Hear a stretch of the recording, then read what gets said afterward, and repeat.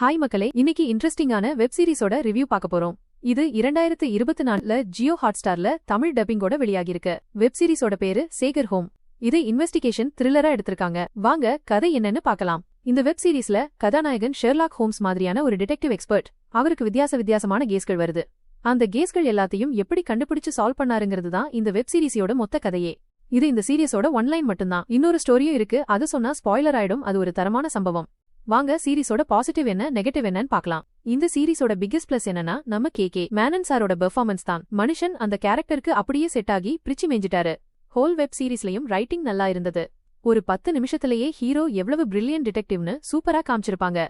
அப்புறம் ஒரே கேஸை 6 எபிசோடுக்கு சால்வ் பண்ற மாதிரி இழுக்காம ஒவ்வொரு எபிசோடுலயும் புதுசா கேஸ சால்வ் பண்ற மாதிரி கொண்டு போனது செம இன்ட்ரெஸ்டிங்கா இருந்தது. எங்கும் போரடிக்காம சீரிஸ் வேகமா போகுது. ஃபர்ஸ்ட் எபிசோட்ல வர்ற சீரியல் கில்லர் கேஸ், 4th எபிசோட்ல வர்ற ஹாரர் கேஸ், அப்புறம் லாஸ்ட் எபிசோட்ல வர்ற டெவின்சி கோட் படத்துல வர்ற மாதிரி பசில் சால்வ் பண்ணி கண்டுபிடிக்கிற கேஸ்லாம் எனக்கு ரொம்பவே பிடிச்சிருந்தது. லாஸ்ட் எபிசோட்ல ஒரு ட்விஸ்ட் கொடுத்தாங்க பாருங்க, அதுதாங்க அல்டிமேட்.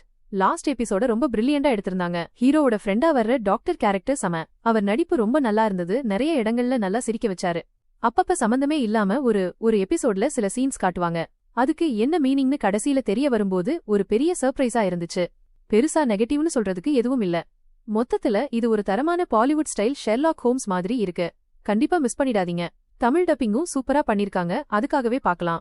3வது எபிசோட்ல மட்டும் ஒரு 10 செகண்டுக்கு அடல்ட் கண்டென்ட் இருக்கு. மத்தபடி எல்லா எபிசோடும் ஃபேமிலி கூட சேர்ந்து பார்க்கற மாதிரி தான் இருக்கு. இந்த ரிவ்யூ உங்களுக்கு பிடிச்சிருந்தா லைக் பண்ணுங்க, உங்க ஃப்ரெண்ட்ஸ்க்கு ஷேர் பண்ணுங்க. அடுத்த வீடியோல பார்க்கலாம். Bye friends.